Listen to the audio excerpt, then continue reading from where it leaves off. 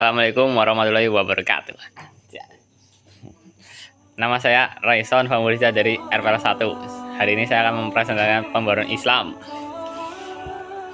Langsung saja guys ya. Pembaruan Islam pertama dari Harun Nasution 1985 membagi periodisasi sejarah kebudayaan Islam menjadi 3 garis besar. 3 periode besar tersebut adalah 1. Periode abad klasik 650 sampai 1250 Masehi.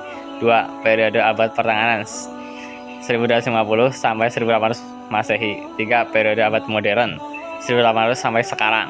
Setiap periode memiliki ciri-ciri membedakan dengan periode lainnya. Selanjutnya, periode abad klasik menggambarkan kondisi kejadian dunia Islam. Periode abad pertengahan menggambarkan kondisi kemudian dunia Islam. Periode abad modern menggambarkan kondisi kebangkitan dunia Islam. Dunia Islam membentang dari Maroko sampai ke Indonesia dengan menguasai beberapa wilayah yang penduduknya mayoritas non-muslim. Menurut Muhaimin 2011, Islam mencapai kemajuan di abad klasik disebabkan oleh beberapa hal, yaitu umat Islam melaksanakan ajaran Al-Quran yang memerintahkan supaya umat manusia banyak menggunakan akal. Umat Islam melaksanakan ajaran Rasulullah SAW yang mendorong agar kaum muslimin tidak hanya menuntut ilmu agama, tetapi juga mempelajari ilmu-ilmu lain yang bermanfaat bagi kehidupan. Yang ketiga, umat Islam mengembangkan ilmu agama dengan berijtihad dan mengembangkan sains. Pada masa ini, dunia Islam bukan hanya muncul ahli ilmu hadis, fikih, dan tafsir, akan tetapi juga ahli kedokteran, matematika, optika, kimia, fisika, astronomi, dan sebagainya. Yang terakhir, ulama yang berdiri sendiri. Para ulama pada periode ini menolak tawaran penguasa untuk menjadi pegawainya. Pada periode abad pertengahan, terutama abad ke-16 sampai 18, laju kiriman dari ciri para ulama semakin melemah. Ciri-ciri pada abad pertengahan ini adalah: yang pertama, ulama kurang berani lagi melakukan ijtihad. Kedua, para ulama menganggap bahwa penggunaan akal sebagaimana diajarkan Al-Quran sudah bukan zamannya. Yang ketiga, ulama pada periode ini menerima saja karya-karya yang dihasilkan oleh ulama zaman abad klasik. Yang keempat, banyak ulama yang tidak lagi berdiri sendiri, tetapi bergantung pada penguasa. Yang kelima, para ulama pada periode ini hanya menurut atau mengikuti bertaklid pada ulama zaman klasik. Yang keenam, ulama hanya sibuk pada ilmu agama saja sehingga ilmu umum tidak berkembang dan justru cenderung lenyap. Yang terakhir, ilmu yang datang dari dunia barat ke dunia Islam tidak dikenali lagi sebagai warisan umat Islam di zaman sebelumnya.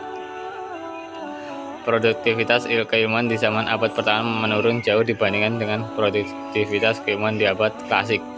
Umat Islam mengalami kemudahan di berbagai bidang, sedangkan orang Eropa menikmati kemajuan yang pesat di bidang sains, ekonomi, politik, militer, dan lainnya. Pada periode abad modern, abad ke-19, mulailah muncul kesadaran umat Islam. Kesadaran tersebut muncul ketika orang-orang Eropa berhasil menguasai dunia Islam. Pada awalnya, bangsa Eropa yang mengalami kemudahan. Bangsa Eropa juga pernah dikalahkan oleh umat Islam pada zaman abad klasik 650 sampai 1250 Masehi. Contoh berhasilnya orang-orang Eropa yang menguasai dunia Islam diantaranya adalah: pertama, ada negara Turki Utsmani yang dialu-alukan umat Islam pada penghujung abad pertengahan ternyata mulai surut akibat kalah perang dengan penguasa Eropa.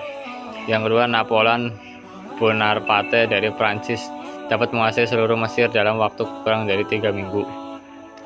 Yang ketiga, Inggris sebagai salah satu kekuatan Eropa mampu memasuki India dan menaklukkan kerajaan Mughal.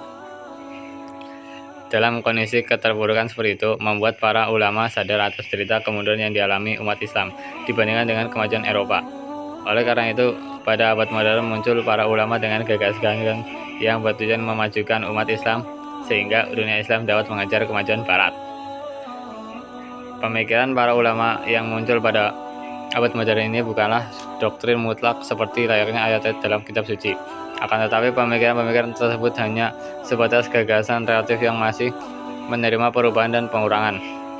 Bagi bangsa Indonesia, kehadiran para ulama Islam modern ini membawa pengaruh yang kuat.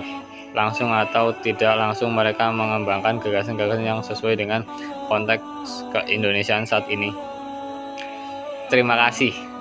Kalau ada salah saya mohon maaf bro.